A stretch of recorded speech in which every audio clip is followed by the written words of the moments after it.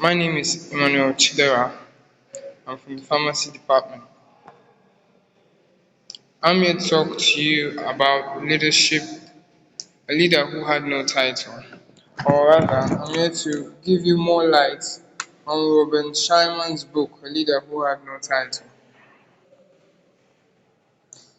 Chapter 1: Leadership and Success Are Your Birthright. The fact is, many of us, without withstanding, cannot understand that leadership as a result of as a human being as seen in our everyday lives. In everywhere we go, we are all leaders. In everything we do, we are all leaders. Even in our small unit of a family, we are all leaders. Even if you bring it down to the school system, the school as a whole, in our separate rooms, in our separate classes, in our separate friendship groups, and in everywhere we find ourselves, we are all leaders. Chapter 2: My Meeting with My Leadership Mentor. In this site, we saw a man called Blake, who was an ex-military officer, who met with his mentor, at least the first one he had. As we dive into this wonderful episode, we will see different leaders, or rather different mentors that met with Blake. The chapter centered on Blake's encounter with Tommy Flynn, a remarkable and somewhat entitled individual who became his leadership mentor. Tom is established as a highly successful employee, demonstrating the leadership isn't tired of a formal title. That is to say, that leadership is not tied to any title or does not need to have any title that holds up with it. Chapter 3: it showed us the fact that the book encourages readers to reject the mediocrity by embracing leader who had no title philosophy. Leader who had no title philosophy is a philosophy because it's a way of thought, it's a way people think that they can be leaders without a particular title attached to them. We must accept in our everyday lives this ideology or this philosophy of leadership. Chapter 4: The First Leadership Conversation You Need No Title to Be a Leader. The chapter emphasizes the importance of taking personal responsibility for one's circumstances. It pushes the idea that regardless of your position, you have the power to influence and improve situations. What does that show us? We have the power to influence and improve situations. In everything we do, power lies in our hands. The words we speak, the actions we make, those are the result of our power. This chapter 5: The Second Leadership Conversation Tributes Time and Builds Great Leaders. In this chapter, on everything we've encountered so far, we can realize there's one resounding thing that comes about: the fact that a leader is one who has no title. A leader is somebody, a master of his own mind, who lives in the ideology or philosophy that he or she does not need a crown, a seat, a position, an office to be called a leader. The man called Blake encountered many situations, many teachings, many philosophies and philosophers as they were, to teach him this ideology of a plain sight philosophy of a leader who had no title.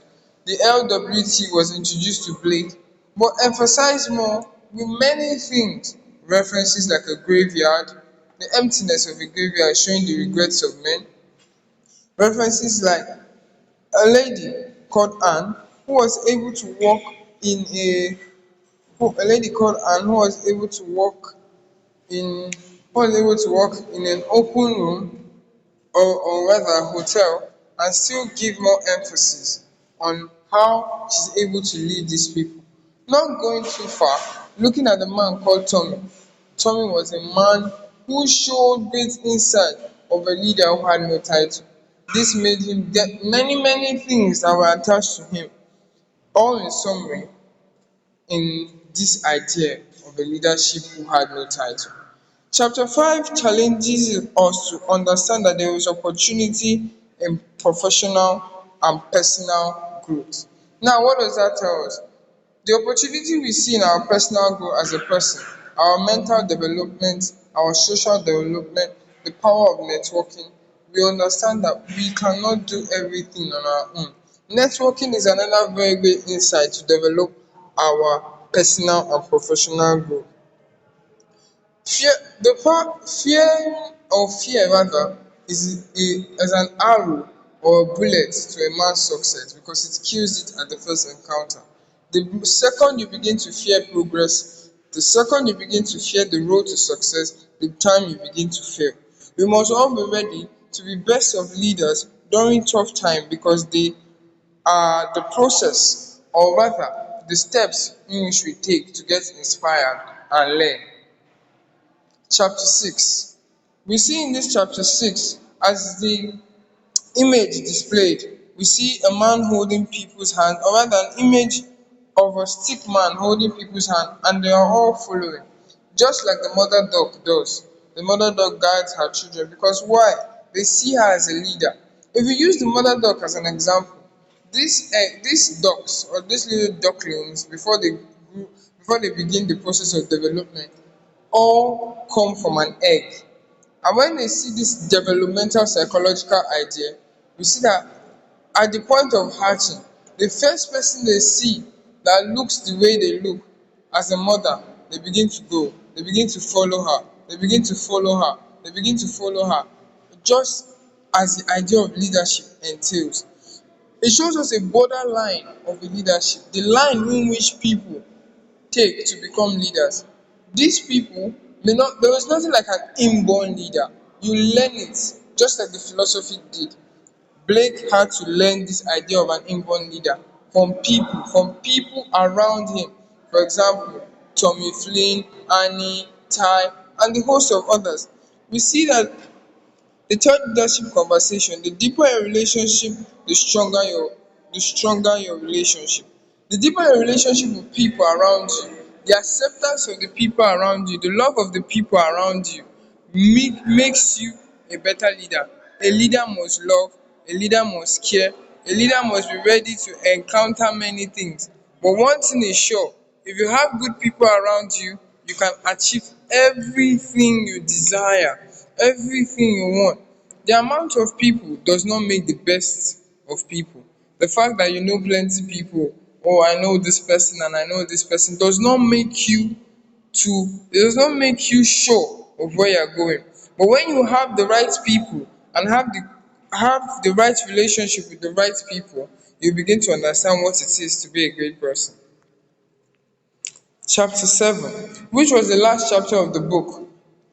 After all, in everything we have done so far, we have understood three key things. I am a leader.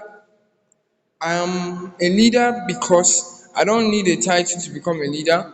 I am a leader because I follow the right people. I am a leader because I, in me, believe I am a leader. I have conquered fear, and fear has no bound on me. That is the three things we have learned so far. If you want to add to this, we can also learn this. The fourth leadership conversation: to be a great leader, first become a great person. Many people zero their minds that because of with the position great comes great power, as he said. Use power to take over people, use power to bring people down, use power to make people follow bad steps, use power to make people feel as if they are mediocres in the society, just like our own society in Nigeria. But if a great leader is born, or a great leader has insight and has been able to relate with the right people, you will be able to understand that you must become a great person to become a great leader. You must have the best of characters for people to emulate, because for every leader there's someone looking up to you. So if you want people to look up to you as a great leader, you must have a great character. Thank you for listening.